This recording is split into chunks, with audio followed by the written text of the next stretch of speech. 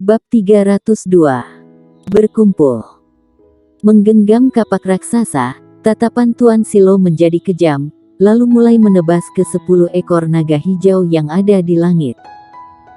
Seketika muncul gelombang rune. Munculnya gelombang rune ini, di langit pun menyebar aura naga yang kuat. Saat ini, pendekar hitam yang ada baru bereaksi. Puluhan ribu pendekar hitam tanpa ragu-ragu lari ke kota kuno. Hanya dalam sekejap hanya tersisa belasan orang di luar. Dasar umat manusia yang lemah. Di langit, naga yang kena tebas oleh kapak Silo, naga hijau yang paling besar langsung mengamuk, ekornya langsung menghantam ke arah Tuan Silo. Datang di waktu yang tepat. Haha. Aku dari dulu ingin membunuh naga.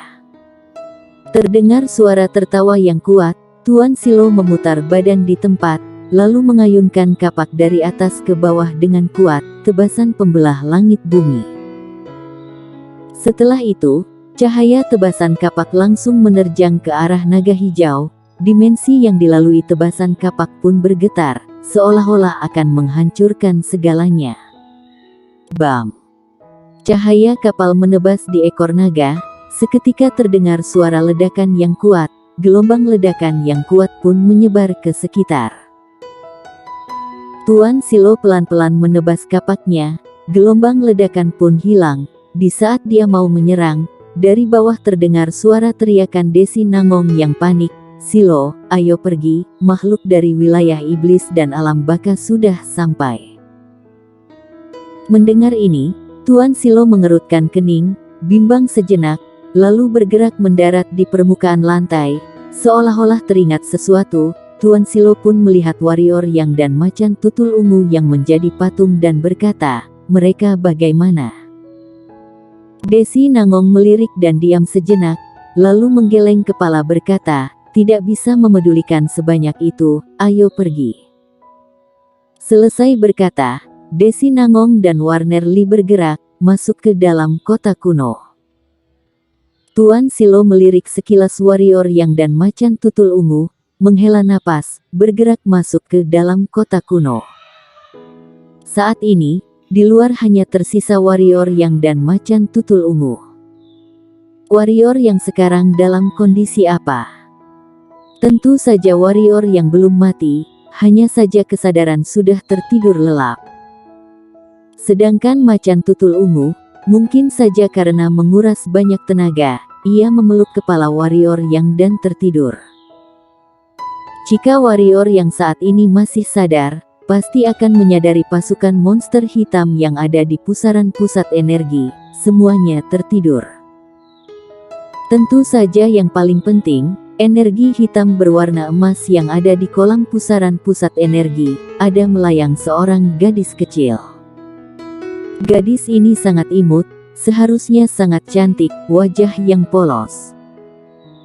Meskipun masih kelihatan kecil, tapi semua orang bisa membayangkan gadis ini tumbuh besar akan menjadi wanita secantik apa.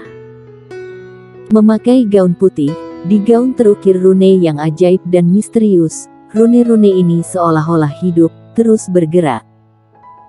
Di dada gadis kecil ini ada tergantung sebuah mutiara yang cukup besar, berkedip dan menyilaukan mata. Gadis kecil ini sekarang meletakkan sepasang mata di pinggang, membusungkan pipinya, mata seolah-olah bisa menyemburkan mata. Suatu saat, gadis kecil ini pun menginjak kuat permukaan dimensi, lalu dengan emosi berkata, lemah sekali. Kenapa memilih orang selemah ini? Aku satu jari saja bisa membunuh dia. Sudah lemah, juga sering membuat masalah, kamu mati tidak apa-apa, tapi jangan membawa aku mati bersamamu. Di pusaran pusat energi, gadis kecil ini semakin emosi, akhirnya setelah mengamuk, muka dia semakin pucat, badan pun mulai melemah. Tidak lama kemudian, gadis kecil ini menyadari kondisi badannya, langsung berhenti mengamuk, tangan kecil menepuk dada, lalu menghela napas dengan kuat. Kemudian, gadis kecil ini mengangkat tangannya dan berteriak, buka. Selesai itu, di kolam bagian atas energi hitam berwarna emas, muncul sebuah pintu. Di belakang pintu diselimuti kabut putih, tidak terlihat ada apa di dalamnya. Gadis kecil ini bimbang cukup lama, lalu dengan tidak rela berkata, "Keluar." Mendengar suara "keluar" dari dalam pintu keluar energi berwarna ungu. Di saat energi ungu ini muncul di pusaran pusat energi, badan pasukan monster hitam yang ada pun bergetar, lalu muncul kondisi yang aneh. Badan monster hitam ini langsung membesar, selanjutnya muncul aura yang menakutkan. Serigala iblis yang ada di dalam pusaran pusat energi warrior yang seketika mencapai menjadi monster hitam level spirit. Grey dan Silver juga mencapai level semi spirit. Sedangkan monster hitam lain, seketika mencapai level pemenang puncak. Ini masih belum berakhir, energi ungu ini masuk ke pusaran pusat energi masuk ke dalam diafragma warrior yang, badan warrior yang pun mulai bergerak. Di dalam raganya, semua tempat yang dilalui energi ungu mulai menyembuhkan raga dan nadi yang rusak. Tidak hanya bagian internal, bahkan bagian luar, raga yang sudah babak belur, juga mulai pulih kembali. Hanya saja muka gadis kecil itu semakin pucat, badan semakin lemas, saat ini raga dia pun mulai transparan. Di luar kota kuno, Desi Nangong dan lainnya masuk ke dalam kota kuno tidak sampai 10 detik. Kelvin Mo dari klan iblis membawa 200 remaja klan iblis masuk ke kota kuno. Di saat Kelvin Mo sampai di kota kuno, bayangan hitam juga muncul di kota kuno. Kelvin Mo pun menghirup napas dalam-dalam lalu berkata, "Udara yang begitu segar, kota yang begitu megah, tidak ada salju dingin yang menusuk tulang, tidak ada badai angin, juga tidak ada cuaca yang jelek. Ini benar-benar dunia kebahagiaan." Benar. Dari segerombolan bayangan hitam ini, orang bayangan hitam yang berantai hitam bersuara, "Ini adalah berkah langit untuk manusia." Suara orang bayangan hitam ini sangat melengking memekikkan telinga. Kelvin Mo melihat orang bayangan hitam ini, lalu berkata, "Kamu adalah kader jenius pertama alam baka, Sol." Hehe.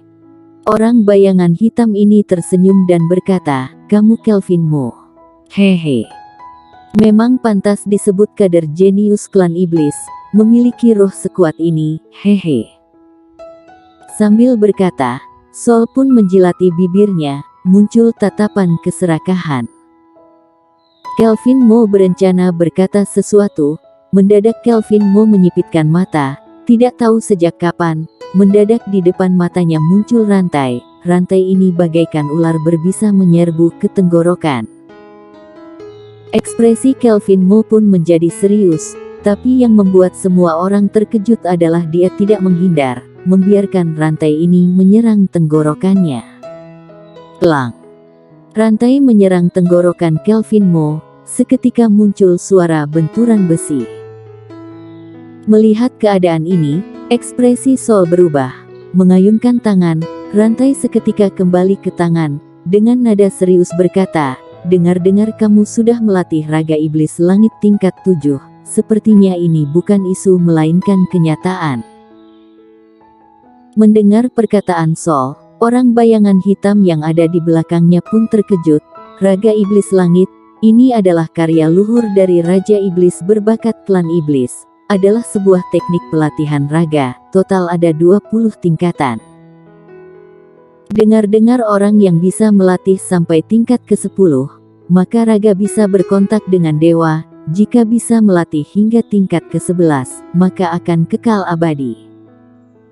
Untuk tingkat 20 tidak ada orang yang mengetahui, karena selama 100.000 tahun ini hanya Raja Iblis yang pernah mencapainya. Sedangkan Raja Iblis sudah menghilang selama ratusan ribu tahun dari daratan pendekar hitam. Intinya, raga iblis langit ini adalah teknik pelatihan raga terbaik di daratan pendekar hitam. Tentu saja, raga iblis langit ini sangat susah untuk didalami. Setelah Raja Iblis, klan iblis tidak ada orang yang bisa mencapai tingkat 10. Sekarang Kelvin Mo sudah melatih hingga tingkat ke-7. Tingkat ke-7, bisa dikatakan kekuatan raga dan pertahanan sudah tidak kalah dari klan naga, mungkin lebih kuat. Kamu juga lumayan. Kelvin Mo berkata dengan nada dingin, kamu bisa mendalami teknik pencabutan jiwa dan roh tanpa tidak terlihat jejak. Sebelumnya jika kamu mengeluarkan tenaga, mungkin roh jiwaku sudah berpisah dari raga ini. Cekak. Sol kembali tersenyum licik dan berkata, kamu berhak beraliansi dengan aku. Aliansi. Di saat ini, dari langit terdengar suara yang meremehkan mereka. Seketika di langit muncul seekor naga raksasa berubah menjadi cahaya hijau muncul di permukaan tanah. Di saat mendarat di permukaan tanah, naga itu berubah menjadi seorang remaja kekar. Remaja tersebut melirik Kelvin Mo dan Sol, tatapan sangat meremehkan dan berkata, menghadapi manusia lemah, kalian masih perlu aliansi. Benar-benar lucu sekali. Manusia lemah. Kelvin Mo pun tersenyum, lalu melihat remaja tersebut dan berkata, kamu adalah klan naga hijau dari salah satu 4 monster dewa wilayah siluman. Untung masih mengenal aku, kata remaja tersebut dengan sinis. Kelvin Mo menggeleng kepala dan berkata, kamu bilang manusia itu lemah, tapi kenapa aku mengingat, ratusan ribu tahun yang lalu, klan naga ungu dari wilayah siluman mengikuti peringkat Qianlong, tapi malah dibunuh abis oleh si pengembara leluhur sekte pedang. Saat itu, kalian klan naga hijau bahkan tidak berani melawan di depan umat manusia.